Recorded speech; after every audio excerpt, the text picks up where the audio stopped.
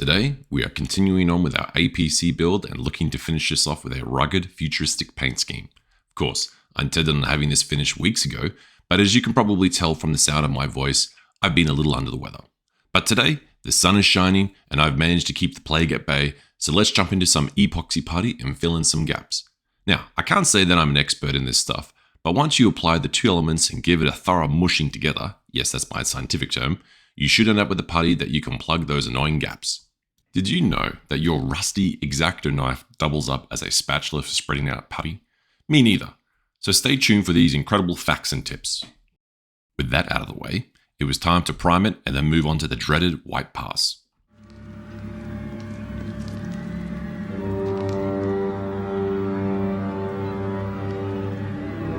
Let us hurry. There is nothing to fear here. That's what scares me.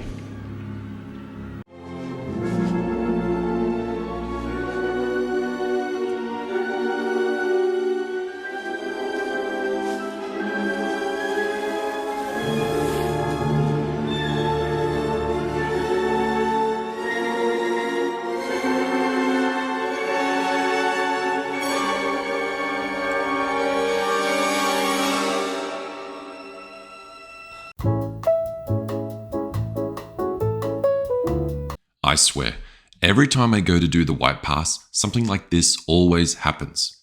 Either I overthin or underthin the paint, causing me to spend the next half an hour to correct an issue before attempting it again.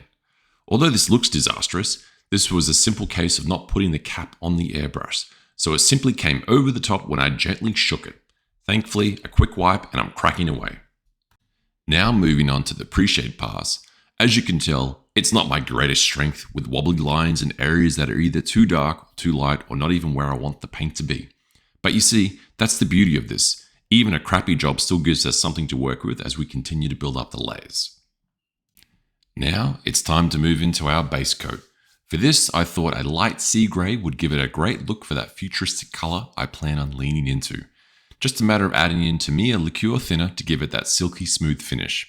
As you can see, my crappy dark lines are blended away into the rest of the model, giving this pre-weathered look that just creates interest. It's an old simple technique and one I believe is getting less attention these days, but still remains a staple in my skill set. Now it was at this moment the APC spoke to me and said it needed some red.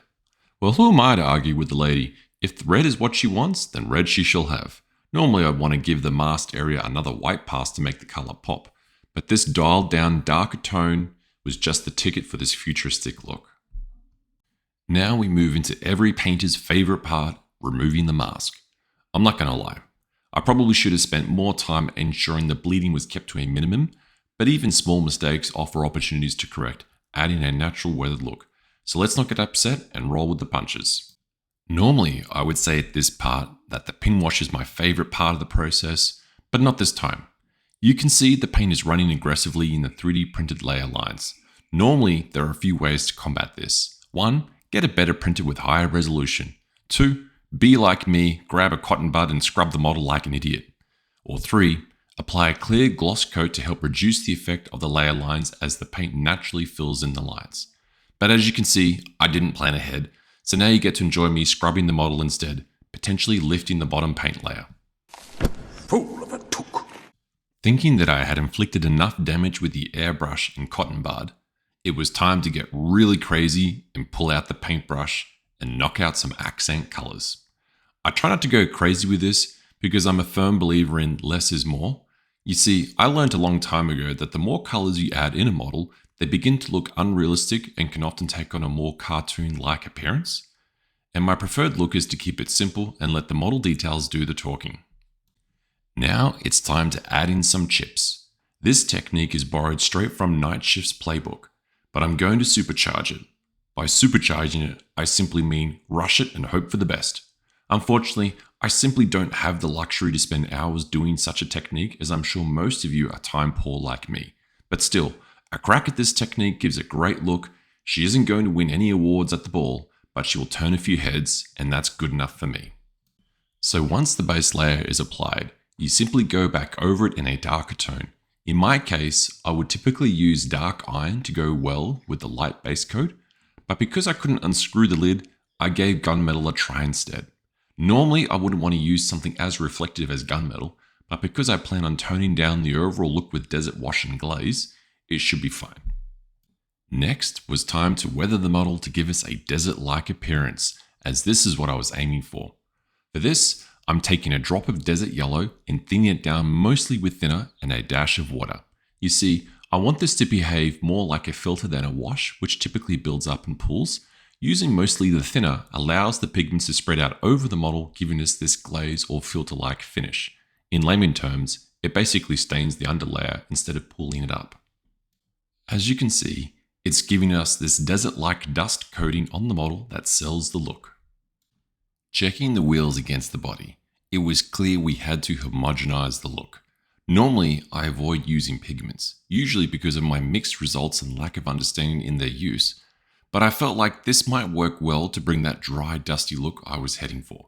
But this time, I decided to exercise control and go thin, almost like a wash, and build it up. That way, it would be easier to control. So my plan was simple.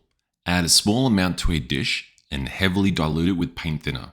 This way, I could control it like a wash, and if I created any issues, it could easily be wiped off with the same thinner that I used to fix it.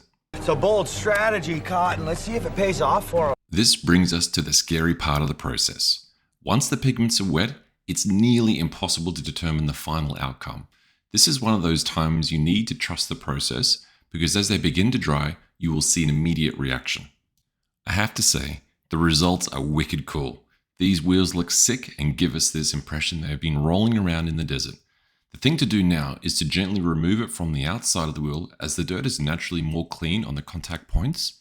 To do this, I go over the tire with a stiff brush, lightly damp it in the same thinner. Guys, if you have made it this far into the video, thank you so much. As usual, if there's something that you like or interested in yourself, please head over to my Patreon. There you can find my previous builds and download and print them for yourself. Next time, we'll continue on with the lifter vehicle, which I've designed to pick up and drop off the APC into combat.